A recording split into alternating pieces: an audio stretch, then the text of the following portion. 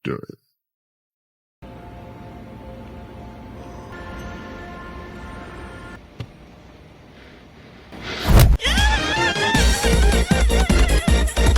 Cihuy. Dia takutnya.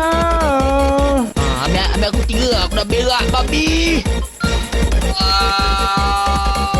Film diawali dengan diperlihatkannya seorang wanita bernama Abigail yang kita sebut saja dia Abi. Ia adalah seorang wanita muda yang mengalami depresi hebat setelah ditinggal maut oleh ayahnya yang dibunbun secara sadis oleh para berandal jalanan. Setelah kepergian sang ayah, Abi menjalani kehidupannya sendirian yang sangat suram dan dipenuhi oleh rasa ingin balas dendam yang besar.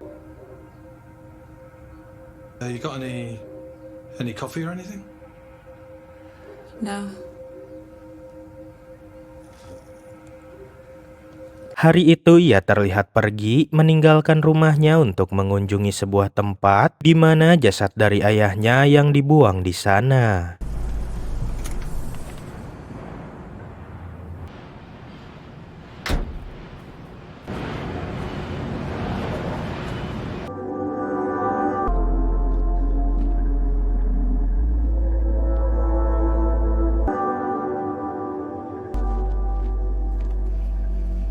Di tengah itu ia dihampiri oleh kakaknya yang bernama Rose. Ia memberitahu Abi bahwa salah satu pembunuh ayah mereka telah keluar dari penjara. Namun Abi tidak menanggapinya lalu pergi meninggalkan Rose.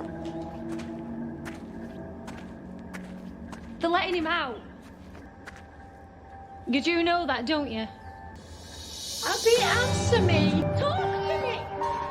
Abby, please. Don't make me do this on my own. Dalam perjalanan pulang, Abi harus melewati sebuah bangunan kosong tua dan tiba-tiba saja ia dicegat oleh para berandalan yang dipimpin oleh seorang pria yang kita sebut saja ia Jack. If you want to pass, you're gonna have to, I don't know, pay the toll. What's the toll? Jack dengan lantangnya mengajak Abi untuk bersetubuh dengannya. Namun Abi menolak hal itu dengan tegas. Who do you think you're fucking talking to? I'm gonna break your face. Tetangga Abi yang bernama Clive langsung melempar para berandalan itu dengan botol sehingga Abi pun berhasil kabur. What the fuck, you dirty shit cunt?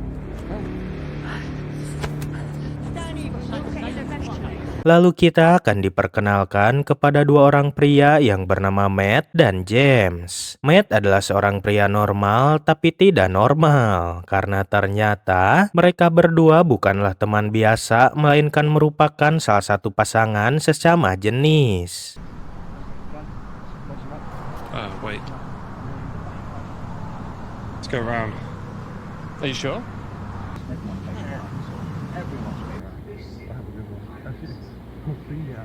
Setibanya di rumah, Matt melihat pemandangan tidak mengenakan karena kakaknya yang bernama Ewan baru keluar dari penjara.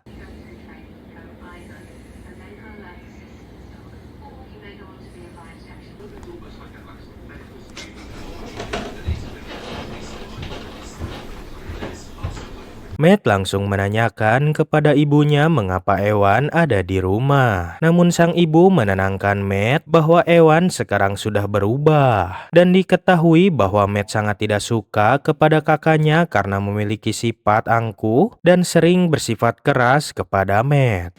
James. He's my mate. Look like a batty boy to me. She wants to see you. Ewan diizinkan tinggal di rumah, asalkan ia harus menjaga adiknya yaitu Matt. Mendengar hal itu, Ewan tak bisa berbuat apa-apa dan mengiyakan permintaan ibunya. Have you seen that kid he's hanging around with? James. You can tell me you're happy with that. Ewan, you're welcome to stay here, but as long as you're under my roof, you need to look out for him. Understood? Of course, man. Keesokan harinya Ewan mengajak Matt untuk berkunjung ke sebuah tempat untuk pergi menemui rekan lama si Ewan, yaitu para berandalan yang kemarin Matt temui ketika bersama dengan James. Dan diketahui bahwa Ewan dulunya adalah anggota dari geng berandalan itu.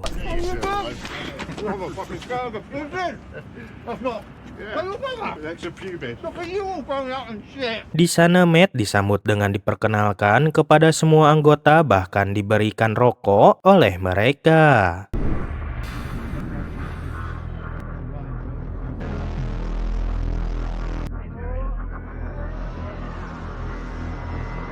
Di tengah itu datanglah James yang hendak melewat ke sana. Namun para berandalan yang melihat hal itu langsung mengganggu James dan membulinya. You a boy? Or you a girl? You're a prick. I'm a prick. Lalu Ewan yang merasa kasihan kepadanya lantas menghentikan temannya dan menyuruh James untuk pergi. Fuck off. Fuck off. Are you having a laugh? Something laughing. Alright. Just get the fuck out of here. Setelah itu mereka mendatangi rumah temannya Ewan. Di sana terlihat Ewan yang sedang asik mengobrol bersama dengan temannya. Sementara Matt duduk bersama dengan seorang wanita yang mengingatkannya agar jangan mengikuti kakaknya dan jangan bergaul dengan mereka. Don't let them bother you. What do you want to hang out with them for anyway? Nice boy like you? Not that nice.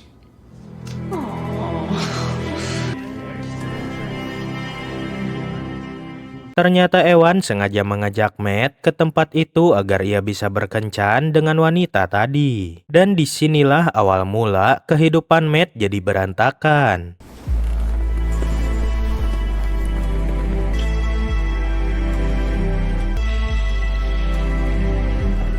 Kembali kepada Abby yang sedang melihat koran yang memberitakan bahwa salah satu pembunuh ayahnya dibebaskan dari penjara karena berkelakuan baik. Dan dari sini kita akhirnya tahu bahwa ternyata salah satu pembunuh dari ayahnya Abby adalah Matt.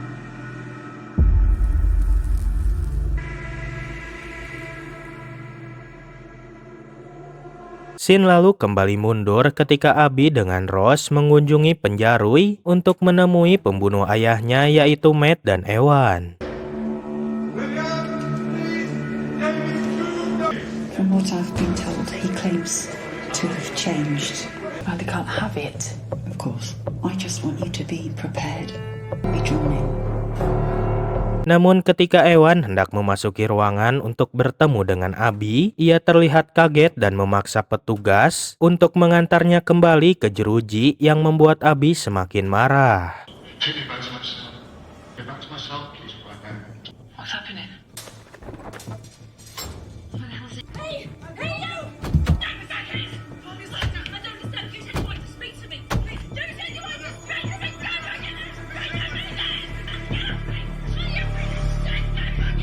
Terlihat Ewan yang sedang termenung di jerujinya sambil memegang sebuah pisau dan...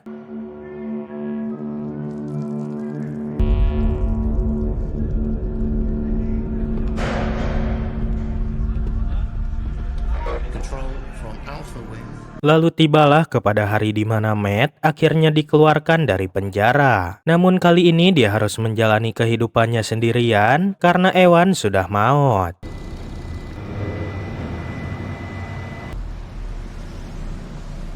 Kemudian ia pergi menggunakan bus yang ternyata Abby sudah menunggu Matt keluar lalu mengikutinya.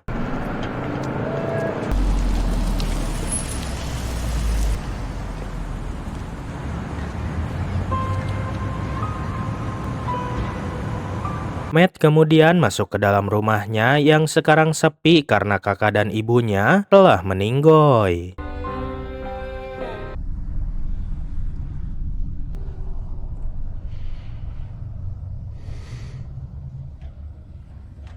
Setelah itu Matt mengunjungi sebuah bar diikuti oleh Abby yang masih tetap membututinya. Abby berniat membalaskan dendamnya selama ini dengan menghabisi Matt menggunakan pisau.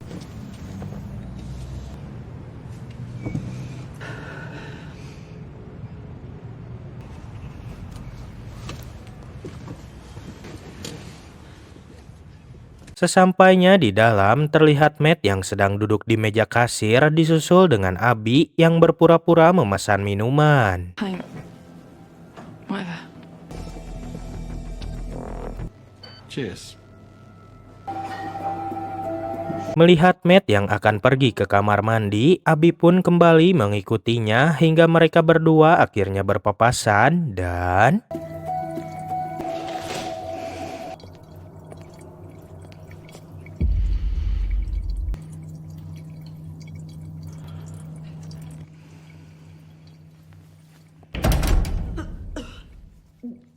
Abby yang tidak sanggup menghabisi Matt lantas mengunjungi sebuah toko untuk membeli sebuah palu dan mengikat yang entah untuk apa.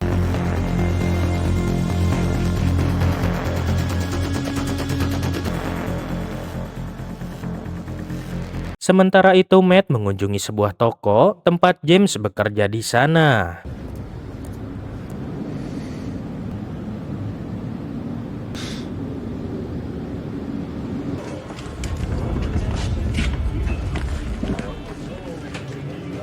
Ia kemudian bertemu dengan seorang pria untuk membeli narkoboy. Setelah itu ia menyuntikkan benda itu ke dalam lengannya sampai ia berhalusinasi bertemu dengan Ewan dan James. You like?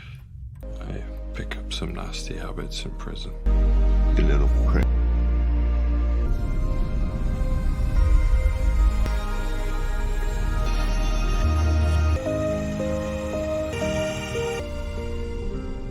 Kembali kepada Abby yang mengunjungi markas dari si Jack dan anak buahnya. Abby lalu menghampiri mereka dan mengajak Jack untuk berbicara empat mata. We cut then.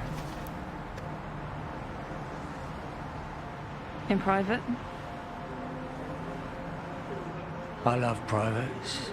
Like the wedding, babe. Abby meminta bantuan kepada Jack untuk memberikannya sebuah senjata. Is this what you want? Setibanya di ruangan itu, Abby malah dipukuli oleh Jack. It's fake, you fucking idiots.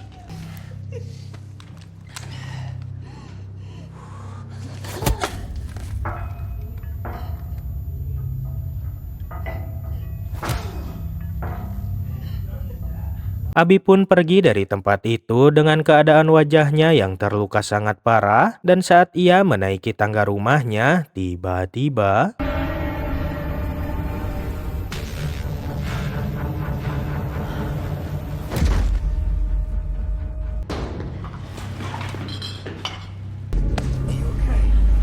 Fuck off. No, please. Abby lalu terbangun dan mendapati luka di matanya sudah diobati oleh Clive tetangganya. Selama ini Abby menyangka bahwa Clive ini adalah berandalan dan seorang pecandu, sehingga Abby pun meminta maaf kepadanya dan berterima kasih karena selalu memberikannya bantuan. It's strange. I'm sorry for nosing in and for calling you a nonce before. Don't really trust anyone round here. Obviously, you've been looking after me. I appreciate it. Abby kemudian pulang ke rumahnya dan meminum obat. Di sana ia kembali mengingat momen ia bersama ayahnya sebelum akhirnya mati di Bun-Bun. Malam itu Abby meminta izin kepada ayahnya yang bernama Ben untuk pergi berkencan bersama pacarnya dan meninggalkan ayahnya sendirian di rumah. Sebelum masuk ke dalam mobil, Abby melihat sebuah mobil yang membuatnya curiga, namun ia menghiraukan hal itu lalu pergi dari sana. Yeah, sorry, it's just some weird guys in a car. Get me a drink. All right, bye. Kembali kepada Matt yang sedang termenung sendirian di rumahnya. Ia kembali mengingat ketika ia melakukan tindak kriminal bersama Erwan.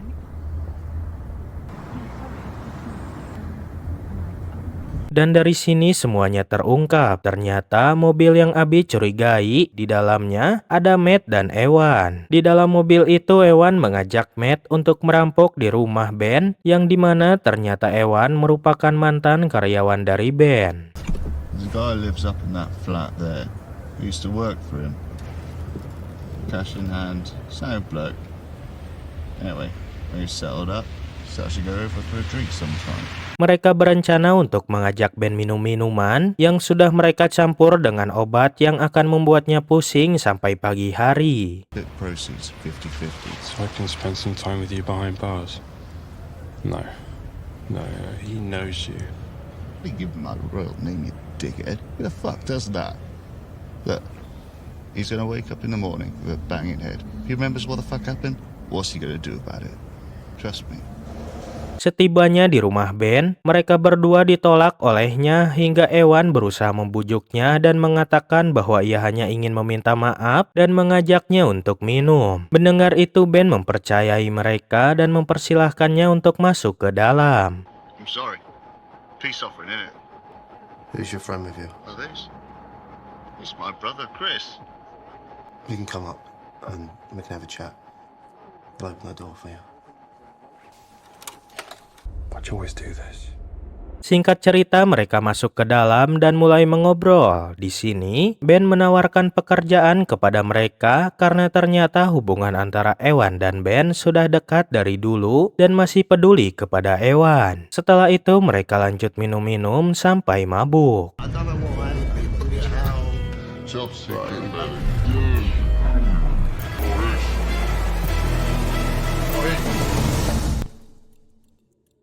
Still with us, bro. Ewan kemudian menyuruh Matt untuk mengambilkan minuman anggur untuk ia dan Ben. Matt pun membawa gelasnya dan pergi ke dapur untuk memasukkan obat ke dalam minuman itu.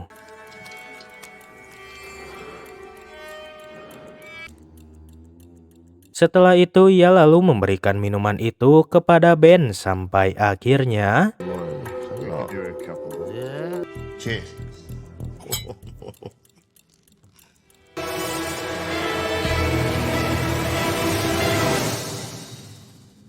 Akibat dari obat itu, Ben terlihat lemas dan bingung. Ewan yang melihat itu langsung memanfaatkan kesempatan untuk mengambil dompet milik Ben dan mengambil uang serta kartu ATM miliknya.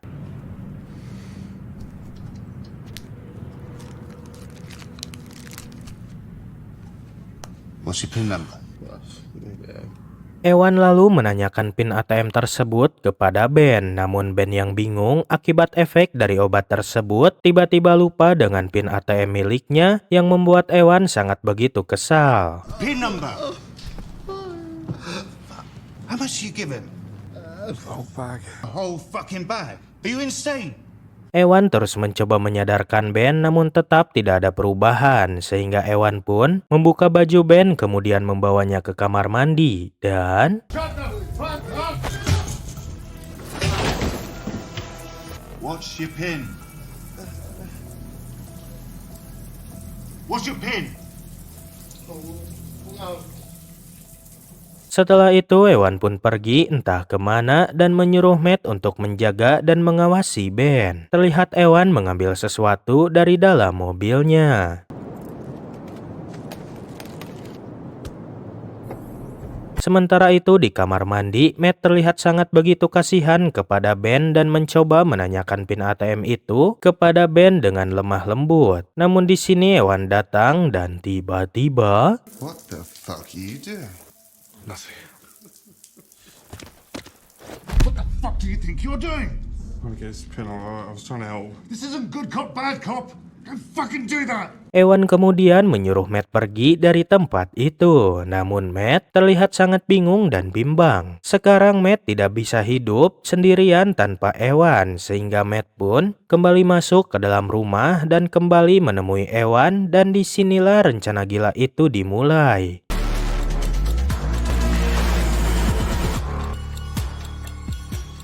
Mereka lalu mengikat Ben dan memasukkannya ke dalam garasi mobil.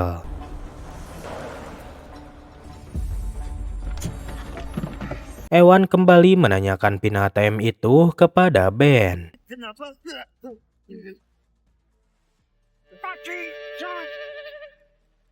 Sampai tengah malam rencananya tidak kunjung berhasil sehingga ketika subuh tiba, Ewan mencoba kembali menanyakan PIN ATM kepada Ben. Namun tiba-tiba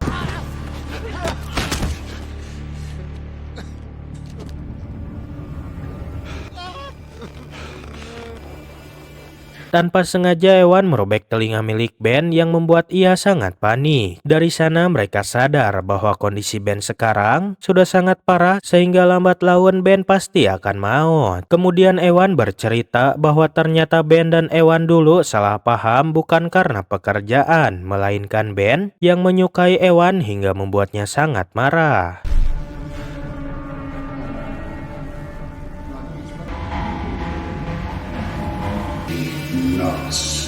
Karena sudah begitu frustasi, ia lalu menyuruh Matt untuk menghabisi Ben karena Ewan menganggap bahwa semua ini adalah kesalahan Matt yang terlalu banyak mencampurkan obat ke dalam minuman Ben. I'm not the fuckwit who poured an entire bag of ketamine down his throat.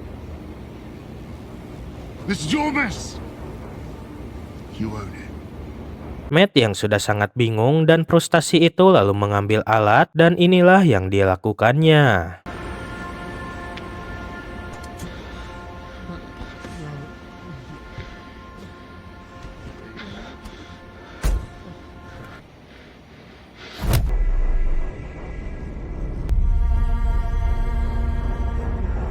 Mereka lalu membawa Ben ke sebuah bangunan tua untuk membuang Ben dan meninggalkannya begitu saja. Sekarang terungkaplah bagaimana ayah Abby bisa maut dan Abby yang begitu dendam kepada Matt dan Ewan.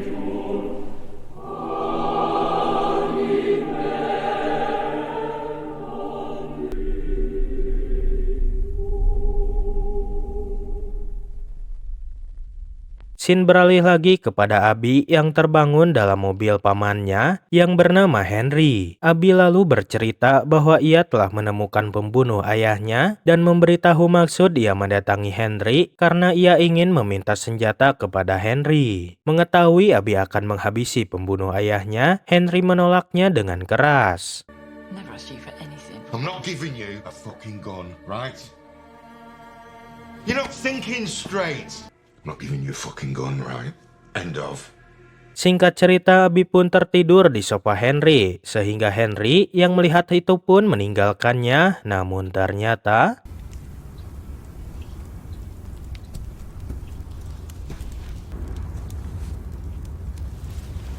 Abby hanya pura-pura tertidur dan kemudian mengambil kunci kotak yang berisikan senapan milik Henry lalu membawanya secara diam-diam.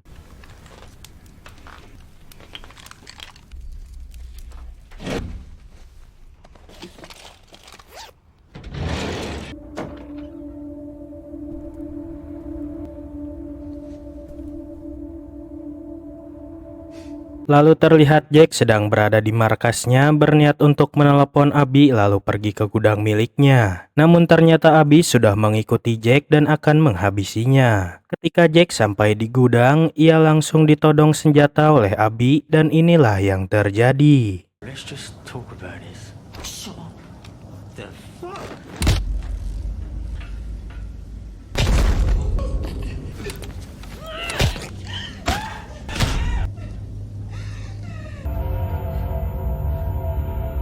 Setelah puas membunuh Jack dengan sadis, Abby langsung pergi dari sana karena target ia selanjutnya adalah Matt.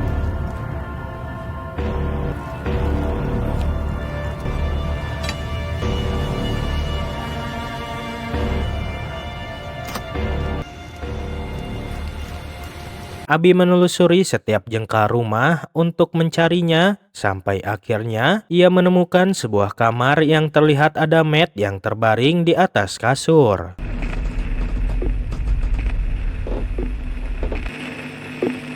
Melihat hal itu, Abby lalu mendatanginya dan mengecek Matt yang terlihat tidak bergerak. Dan ketika Abby mengecek denyut nadinya, ternyata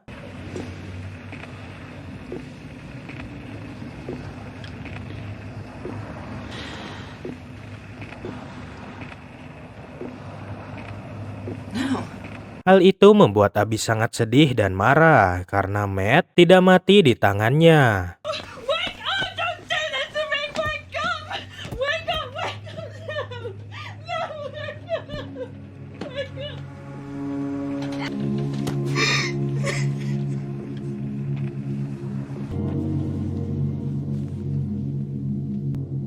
didn't you just do this to me?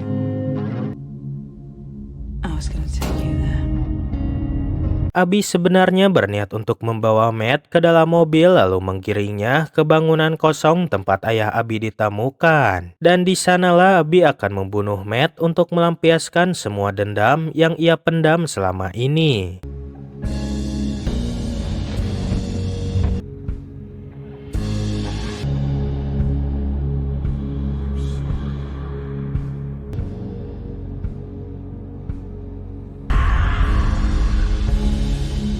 Namun keinginannya sekarang sirna karena Matt telah maut. Ia lalu merapihkan tubuh Matt yang terbaring lalu pergi meninggalkan rumah itu.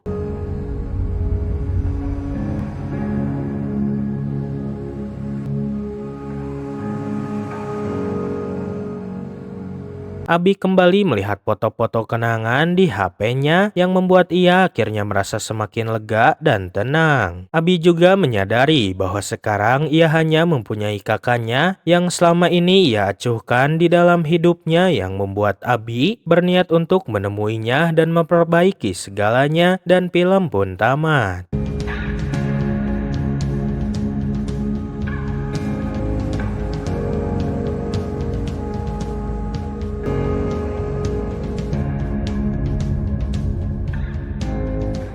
Dari film ini kita bisa belajar bahwa balas dendam tidak akan pernah menyembuhkan luka kita. Rasa kehilangan tidak bisa diobati oleh kekerasan, dan ketika kita mencoba mengikhlaskan kepergian dan membuang jauh kedendaman, di sanalah akan muncul rasa tenang dan harapan. Terima kasih telah menonton, jangan lupa like, share, dan subscribe, dan ciao.